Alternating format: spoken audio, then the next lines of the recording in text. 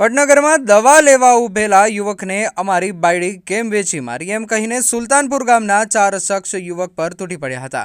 સમગ્ર ઘટનામાં યુવકને લોખંડની ટોમી અને લાકડાના ધોકા વડે મારવામાં આવ્યો અને ફરાર થઈ ગયા હતા। આ ઘટનામાં યુવકના બંને હાથે ફ્રેક્ચર થયું છે। સમગ્ર ઘટનામાં મારનારા યુવકો સામે વડનગર પોલીસમાં ફરિયાદ નોંધાઈ છે।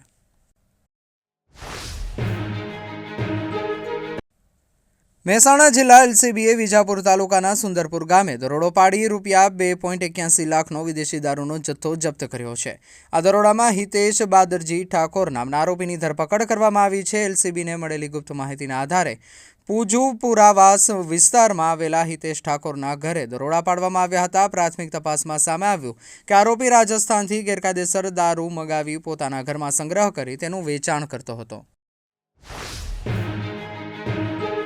વિસનગર નગરપાલિકાની આગામી ચૂંટણી માટે રાજ્ય ચૂંટણી આયોગ દ્વારા વોર્ડ સીમાંકન અને અનામત ફાળવણીનો પ્રાથમિક આદેશ જાહેર કરવામાં આવ્યો છે। આદેશમાં વોર્ડ અને સીટની સંખ્યા યથાવત રાખવામાં આવી છે। કુલ 36 સીટો અને 9 વોર્ડ યથાવત રાખવામાં આવ્યા છે, જેમાં દરેક વોર્ડમાં 4 સીટનો સમાવેશ થાય છે। મહિલાઓ માટે 50% બેઠકો અનામત રાખવામાં આવી છે। અન્ય અનામત બેઠકોમાં 10 સીટો અન્ય પછાત વર્ગ માટે અને 2 સીટો અનુસૂચિત જાતિ તથા અનુસૂચિત જનજાતિ માટે ફાળવવામાં આવી છે।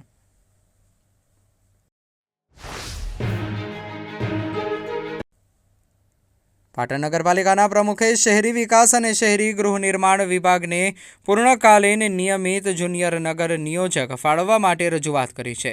પાટણ વર્ગની નગરપાલિકા હોવાથી હાલમાં વિકાસ પરવાનગીઓ પડતર રહેતા અરજદારોને તકલીફ પડે છે। શહેરમાં વિકાસને વેગ આપવા અને આયોજન સુચારુ બનાવવા નિમણૂક જરૂરી હોવાનું જણાવ્યું છે। પાટણ નગરપાલિકાના પ્રમુખ હિરલ પરમારે સચિવ શહેરી વિકાસ અને શહેરી ગૃહ નિર્માણ વિભાગ ગાંધીનગરને પત્ર લખીને જુનિયર નગર નિયોજક વર્ગ 2ની પૂર્ણકાલીન નિમણૂક કરવા વિનંતી કરી છે।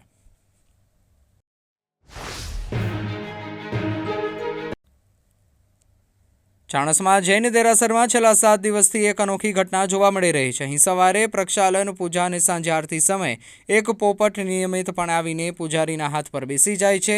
આ ઘટના નગરજનોમાં કુતૂહલનો વિષય બની છે। આ અસામાન્ય ઘટના ચાણસ્મા નગરની મધ્યમાં આવેલા પૌરાણિક ભાટેવા દાદા જૈન દેરાસરમાં બની રહી છે।